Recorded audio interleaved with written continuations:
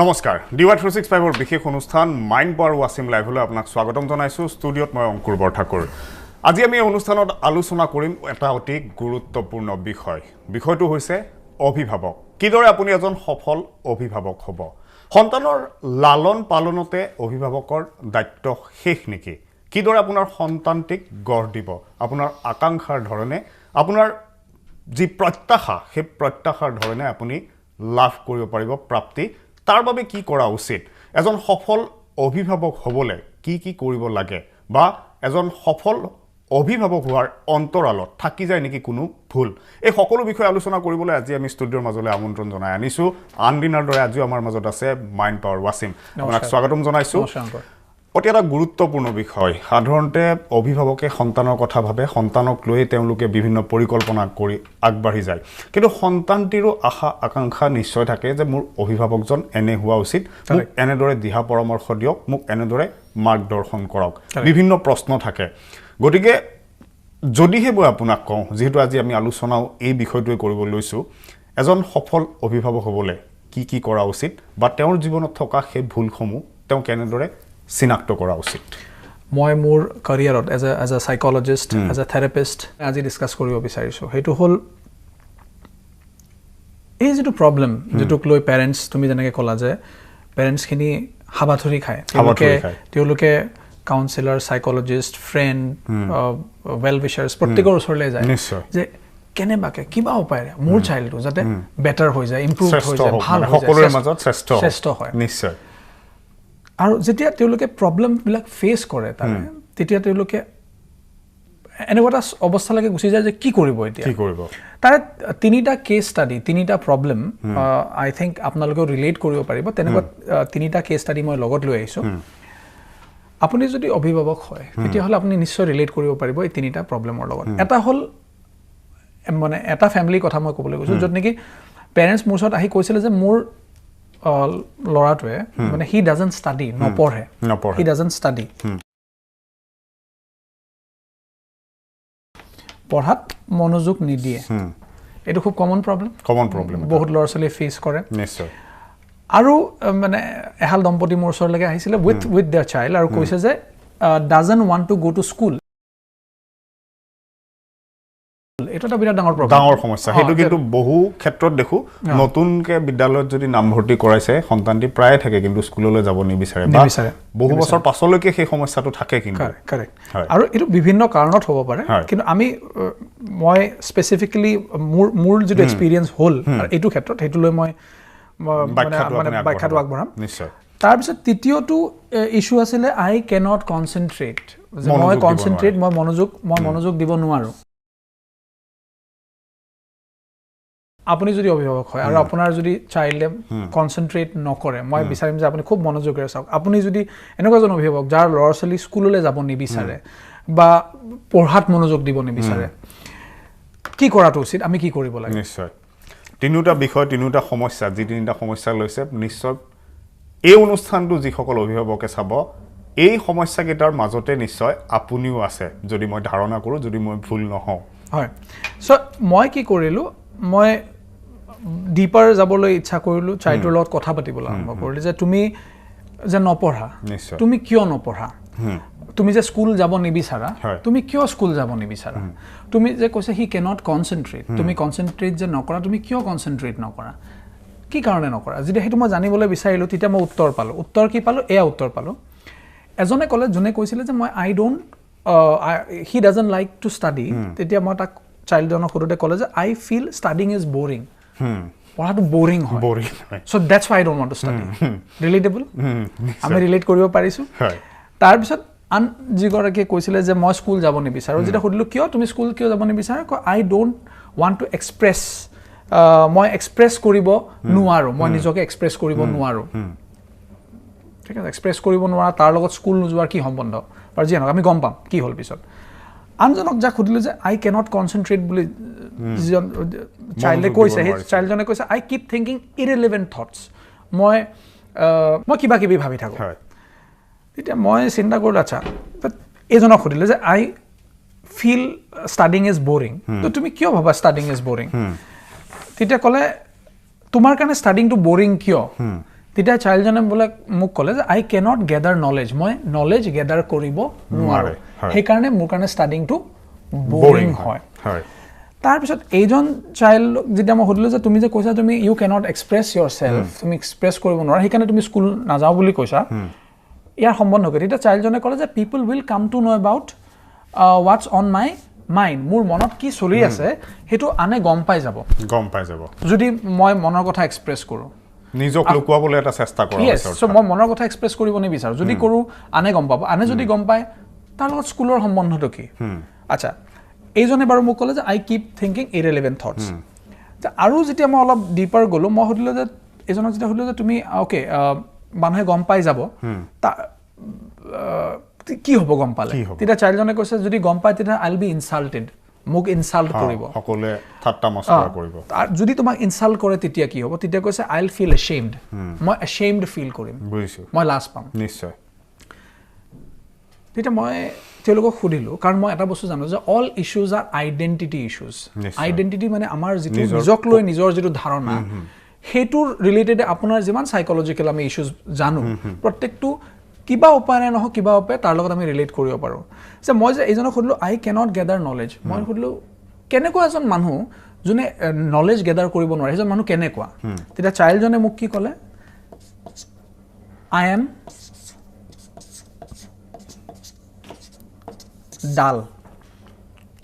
মই সুধিলোঁ এনে যেনেকুৱা ধনী মানুহ যাৰ ওচৰত বহুত ধন থাকে সেইজন মানুহ কেনেকুৱা ধনী যাৰ ওচৰত দুখ সি কেনেকুৱা মানুহ দুখী মানুহ যাৰ ওচৰত ঢেৰ ছাকচেছ কেনেকুৱা ছাকচেছফুল মানুহ যোনে নলেজ গেডাৰ কৰিব নোৱাৰে সেইজন মানুহ কেনেকুৱা সেই মানুহজন ডাল চ' আই এম ডাল স্পষ্টকৈ তেনে ক'লে আই এম ডাল তেতিয়া এইজনক মই সুধিলোঁ আচ্ছা যিজন মানুহে এইটো ভাবে যে আই উইল ফিল এশেমড মানুহে মোক ইনচাল্ট কৰিব সেইজন মানুহ কেনেকুৱা তেতিয়া এই ছোৱালীজনীয়ে মোক ক'লে যে সেইজন মানুহ হ'ল বেয়া মানুহ মই বেয়া আই এম আ বেড পাৰ্চন মই বেয়া মানুহ আচ্ছা অ'কে এইজনক সুধিলোঁ যে আপুনি যিজন মানুহে ইৰেলিভেণ্ট থটছ ভাবি থাকে এইজন মানুহ কেনেকুৱা তেতিয়া এই চাইল্ডজনে মোক ক'লে ইৰেলিভেণ্ট কথা কেনেকুৱা মানুহে ভাবে কয় পাগল মানুহে ভাবে পাগল টাইপৰ মানুহজনে ভাবে তো তুমি কেনেকুৱা মই পাগল কথাষাৰ কৈ আছে যদিও অলপ আচৰিতভাৱে চাইল্ডজনে এক্সপ্ৰেছ কৰিছে বাট হি ছেড মই তেতিয়াহ'লে যদি সেইটোৱে হয় তে মই পাগল I am made I was stand মই ষ্টাণ্ড হৈ গ'লোঁ যেতিয়া মই ডিছকাভাৰ কৰিলোঁ যে তেওঁলোকে ভিতৰত কি আইডেণ্টিটি কেৰি কৰিছে নিজক লৈ এতিয়া মই তোমাক সুধিছোঁ অংকৰ তুমি যদি ভাবা যে আপুনি যদি ভাবে যে ইউ আৰ ডাল আপুনি যদি ডাল হয় এইটো কোৱাইট স্বাভাৱিক হয় যে আপুনি নলেজ গেডাৰ কৰিব নোৱাৰিব স্বাভাৱিক নলেজ যদি আপুনি গেডাৰ কৰিব নোৱাৰে আপুনি ষ্টাডিজ বৰিং পাব একদম স্বাভাৱিক আৰু ষ্টাডিজ যদি বৰিং পায় আপুনি নপঢ়িব স্বাভাৱিক আপুনি যদি ভাবে আপুনি এজন বেড পাৰ্চন হয় বেয়া মানুহ বুলি ভাবে যদি তেতিয়াহ'লে আপুনি নিশ্চয় আপুনি এশেমড ফিল কৰিব আপুনি মানুহে আপোনাক লাজ দিব আপুনি ইনচাল্টেড হোৱাৰ আপোনাৰ ভয় থাকিব আপুনি নিজক এক্সপ্ৰেছ কৰিব নিবিচাৰিব আৰু সেইকাৰণে আপুনি স্কুল নাযাব যদি আপুনি স্কুলৰ ষ্টুডেণ্ট হয় আচ্ছা আপুনি যদি ভাবে যে আপুনি মেড বুলি ক'ৰবাত ভিতৰত যদি আপোনাৰ এইটো থাকে যে মই মেড হয় মই পাগল হয় মই পাগলৰ নিচিনাকৈ চিন্তা কৰোঁ পাগল হয় মই তেতিয়াহ'লে আপুনি ইৰেলিভেণ্ট চিন্তা কৰাটো অস্বাভাৱিক অপ্ৰাসংগিক চিন্তা কৰাটো প্ৰাসংগিক হয় নিশ্চয় এইটো প্ৰাসংগিক যে আপুনি অপ্ৰাসংগিক চিন্তা কৰিব if you think you are mad আৰু যদি সেইটোৱে হয় you will not be able to concentrate আপুনি কনচেনট্ৰেট কৰিব নোৱাৰে মই আচৰিত হৈ গ'লোঁ এইজন চাইল্ডৰ বয়স আছিলে this child was 14 years old mind you 14 বছৰ বয়স এইজন চাইল্ডৰ বয়স ৱাজ 15 বছৰ 15 years old হা এইজন চাইল্ডৰ বয়স 14 আছিলে 14 বছৰ বয়স 14 years old 14 মই চিন্তা কৰিলোঁ 14 বছৰীয়া চাইল্ড এটা কিন্তু গুৰুত্বপূৰ্ণ বিষয় আটাইতকৈ ডাঙৰ প্ৰশ্ন এয়াই যে তেওঁলোক 14-15 কিশোৰ তেওঁলোকৰ মনত তেনে এটা নিজক লৈ যিটো ধাৰণা যিটো পৰিচয় সেইটো হ'ল কি এজনে কৈ আছে আই এম ডাল এজনে কৈ আছে আই এম এ বেড পাৰ্চন এজনে কৈ আছে আই এম মেড আচৰিত হ'বলগীয়া নিশ্চয় মানে ই কুছ হজম নেহি হোৱা মানে মোৰ হজম নহ'ল কথাটো I wanted to discover I wanted to go deep যে হৈ কি আছে তেতিয়া মই সুধিলোঁ আচ্ছা তোমাৰ বয়স 14 প্ৰব্লেম 1 আমি লওঁ P1 প্ৰব্লেম 1 কি কৈছে I am dull I am dull. I am dull যিগৰাকীয়ে ক'লে মই সুধিলোঁ আচ্ছা তোমাৰ বয়স কিমান ক'লে মোৰ বয়স 14 0 to 14 কয় তোমাৰ এজ এতিয়া 14 নহয় জানো য়েছ আচ্ছা এই ডাল মইটো I am dull এইটোৰ জন্ম হোৱা তোমাৰ ভিতৰত কি মই জন্মৰ পৰাই তোমাৰ লগত লৈ আহিছে নেকি নাই মই জন্মৰ পৰা লৈ অহা নাই এই মইটোৰ জন্ম কিমান বছৰ হ'ল তেতিয়া চাইল্ডজনে কৈছে এই মইটোৰ জন্ম হোৱা 7 বছৰ হ'ল 7 years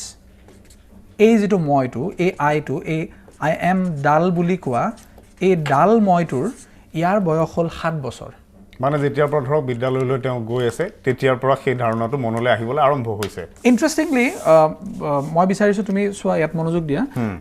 অংকুৰ এটো চাবা তুমি আগৰ 7 বছৰ কিন্তু এই প্ৰবলেমটো নাছিলে ইট ওয়াজ নট देयर এই 7 নম্বৰ বছৰত এনেকুৱা কি হ'ল তাৰ পিছত যে এই নতুন আইডেন্টিটি এটা ফৰ্ম হ'ল এই আইডেন্টিটি এটা ফৰ্ম হ'ল যে I am dull এই আইডেন্টিটিটো ফৰ্ম হ'ল কি হ'ল তাত আচ্ছা আমি আহো এতিয়া নেক্সট চাইল্ড জনৰ দ্বিতীয় জনলৈ হয় এই নেক্সট চাইল্ড জনৰ প্ৰবলেম 2 আমাৰ প্ৰবলেমটো কি হয় মই এজন বেয়া মানুহ I am a bad person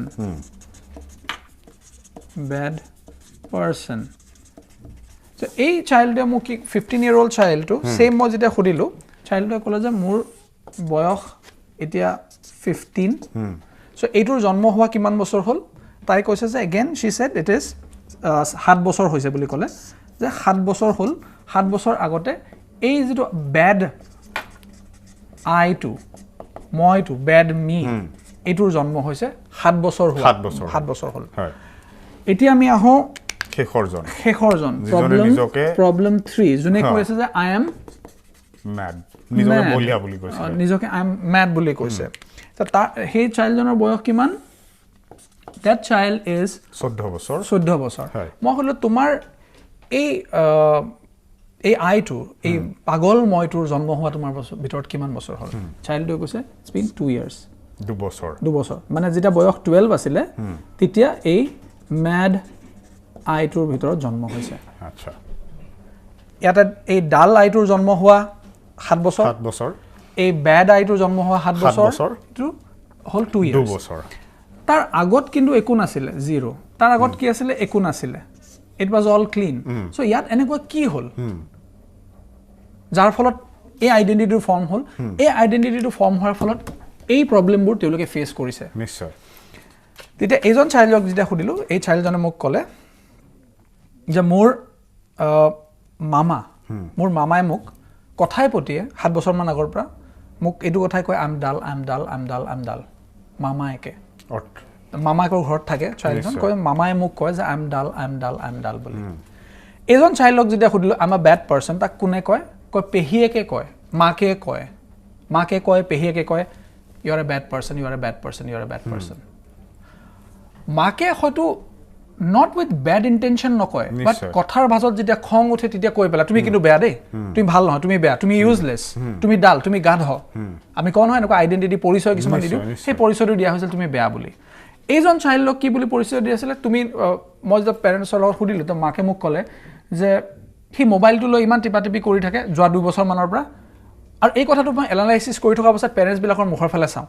আচ্ছা ইয়াতটো নাছিলে এখিনি কেনেকে সৃষ্টি হ'ল পেৰেন্টছ বিলাকে তেতিয়া ইফাল হিফালে চাবলৈ আৰম্ভ কৰে কাৰণ তেতিয়া তেওঁলোকৰ মনত পৰি যায় যে কোনে এই চাইল্ডক এই পৰিচয়টো দিছিলে তেতিয়া তেওঁলোকে ৰিলেট কৰিব পাৰে এইটো মাকে কৈছে মই তাক এই যেটো ব্যাখ্যা আপুনি এতিয়ালৈকে আগবঢ়ালে এই ব্যাখ্যাটোত এই কথাটো স্পষ্ট হৈছে যে সেই যেটো তেওঁলোকৰ মনত ধাৰণা এই তিনিগৰাকী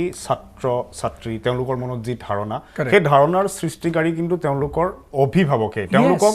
নিটো কৈ থকা হৈছে যাৰ বাবে তেওঁলোকে মনত সেই কথাটোৱে বহুৱাই লৈ নিজৰ পৰিচয়টো সেই পৰিচয়টো বুলি ভাবি লৈ সকলোৰে পৰা আতৰত নিজক ৰাখে আৰু সেইটোকে সত্য বুলি মানি লয় আৰু সেই ধাৰণাটো যেতিয়া লগত ৰাখে ঠিক তেনেকুৱাকে তেওঁলোকে এই পৃথিৱীখনত অপাৰেট কৰে আমি মোবাইলত যেটো অপাৰেটিং সিস্টেম বুলি কওঁ আলোচনা বা ব্যাখ্যা এটা চলি আছে দৰ্শকসকলৰ নিশ্চয় এই ব্যাখ্যা যি ধৰণে এই আলোচনাটো চলিছে আপোনালোকে নিশ্চয় চাই ভাল পাইছে অনুষ্ঠান এটা বিৰতিৰ পিছত পুনৰ আমি যাম এই আলোচনাৰ গভীৰতালৈ বিৰতিৰ পিছত পুনৰ স্বাগতম জনাইছো আমাৰ বিশেষ অনুষ্ঠান মাইন্ড পাৱাৰ ৱাচিম লাইভলৈ আজি আমি এটা অতি গুৰুত্বপূৰ্ণ বিষয় লৈ আলোচনা কৰি আছো অভিভাৱক এজন সফল অভিভাৱক হ'বলৈ আপুনি কি কৰা উচিত বা আপোনাৰ অভিভাৱকৰ দায়িত্ব পালন কৰোঁতে ক'ত দৰাচলতে ভুল হয় এই প্ৰসংগত আমাৰ সৈতে আজিও আনদিনৰ দৰে আছে মাইণ্ড পাৱাৰ ৱাছিম আৰু এই মুহূৰ্তত ক'ব বিচাৰিছোঁ আপোনালোকক যদিহে মাইণ্ড পাৱাৰ ৱাছিমক আপোনালোকে পোনপটীয়াকৈ যোগাযোগ কৰিব বিচাৰে তেওঁ এজন বিশেষজ্ঞ তেওঁ মানুহক বহু ধৰণে তেওঁ প্ৰশিক্ষণৰ সমান্তৰালকৈ তেওঁ বিভিন্ন উপদেশ পৰামৰ্শ আগবঢ়ায় যোগাযোগৰ সকলো তথ্য আমি টেলিভিছন স্ক্ৰীণত ইতিমধ্যে দি ৰাখিছোঁ আপোনালোকে তেওঁৰ সৈতে কোনো সমস্যা যদি আছে ক'বলৈ কোনো কথা আছে তেওঁৰ সৈতে যোগাযোগ কৰিব পাৰে আমি পুনৰ আলোচনাৰ মাজলৈ আহিছোঁ যিহেতু আপুনি কৈ আছিলে গোটেই ব্যাখ্যাটোত এইটো কথাই স্পষ্ট হৈছে যে পৰিয়ালৰ লোকে পিতৃয়ে হওক মাতৃয়ে হওক বা যিকোনো এজন আত্মীয় মামাকৰ কথা কৈছিল পেহীয়েকৰ কথা কৈছিল তেওঁলোকে তেওঁলোকৰ মাকৰ কথা কৈছিল সেই সন্তানকেইটাৰ মনত কিন্তু তেওঁলোকেহে সেই ধাৰণাটো দিছিল এতিয়া আমি আকৌ গভীৰতালৈ যাব বিচাৰিছিলোঁ যে তাৰ পাছত কি কৰা হ'ল সেই অভিভাৱকসকলৰ সৈতে কি দৰে কথা মই চাইল্ডজনক সুধিলোঁ হয় যে এইটো আৰু প্লাছ পেৰেণ্টছক এইটো নৰ্মেল হয়নে নাই যদি আপোনাৰ এইটো আইডেণ্টিটি ইছ্যু হয় বা এইটো আইডেণ্টিটি যদি থাকে আই এম ডাল মই চাইল্ডক সুধিলোঁ তুমি যদি নিজকে ডাল বুলি ভাবা তেতিয়াহ'লে তুমি নলেজ গেডাৰ কৰিব পাৰিবা নে নোৱাৰা তেতিয়া ক'লে মই নোৱাৰো বুলি স্বাভাৱিক তেতিয়া তুমি পঢ়াটো বৰিং পাবা নে নোপোৱা মই বৰিং পাম পেৰেণ্টছক সুধিলোঁ বৰিং পাব নে নাপায় পাব আৰু যদি বৰিং পায় তেতিয়া নপঢ়ে স্বাভাৱিক নপঢ়ে ঠিক তেনেকৈ যদি আপুনি বেড পাৰ্চন বুলি ভাবে তেতিয়াহ'লে ইনচাল্টেড হোৱাৰ ভয় থাকিব আপোনাৰ নিজৰ মনৰ কথা কওঁতে ভয় লাগিব আৰু স্কুলত গৈ যদি মনৰ কথা ক'ব লগা হয় আনে যদি গম পাই যায় যে মই বেয়া মানুহ চ' আমি সকলোৱে বিচাৰোঁ যে আমি ছ'চাইটিৰ এটা পাৰ্ট হৈ থাকোঁ তো মই আই উইল বি আউটকাষ্টেড যদি চবেই গম পায় যে মই বেয়া মানুহ কাৰণ মোৰ মা বা মোৰ পেহীয়ে মোক কৈ থাকে য়েছ মোক কৈ থাকে যে মই বেয়া আৰু যদি কেনেবাকৈ তেওঁলোকে গম পাই যায় আচ্ছা মই লগত তেতিয়া মই তেওঁলোকৰ লগত কথা পাতিলোঁ যেতিয়া এজন চাইল্ডৰ বয়স 7 তাৰ লেভেল অফ আণ্ডাৰষ্টেণ্ডিং তেতিয়া আৰু যেতিয়া 14 দুটাৰ মাজত তাৰতম্য হ'বনে নিশ্চয় ডেফিনেটলি হ'ব 7 বছৰ বয়সত আমাৰ সিমান ফিল্টাৰ্ছ নাথাকে যে এই বস্তুটো ভবাৰ বাবে যে এই মায়ে যে মোক কৈ আছে পেহীয়ে যে মোক কৈ আছে বা মোৰ মামায়ে যে মোক কৈ আছে যে আই এম ডাল বা আই এম আ বেড পাৰ্চন বা আই এম মেড এই যে কথাষাৰ কৈ আছে এইখিনি কথা তেওঁলোকে এনালাইচিছ কৰি ফিল্টাৰ কৰিব পৰা কেপাচিটিটো তেওঁলোকৰ ওচৰত নাথাকে তো তেওঁলোকে চিধা সেই বস্তুটো একচেপ্ট কৰি লয় সেই identity I am a bad person so' মই যদি মেড হয় চ' মই ইৰিলেভেণ্ট কথা ভাবিবে ব্ৰেইনটোৱে তেনেকৈ ভাবে তেখেতে কনচিয়াছলি নাভাবিব পাৰে বাট ছাবকনচিয়াছলি আনকনচিয়াছলি সেইটো অপাৰেট হৈ থাকে মইতো bad person I am a bad person so' মানুহে মোক কথা গম পাই যাব তো মই লুকুৱাব লাগিব কথাবিলাক তো মই লুকাবলৈ কি কৰিব লাগিব স্কুল যাব নালাগিব চ' আই am A Dal person so' মই পঢ়াটো ষ্টাডিজ মই বৰিং পাবই লাগিব কাৰণ মই গ্ৰেছ কৰিব নোৱাৰোঁ চ' তেওঁলোকে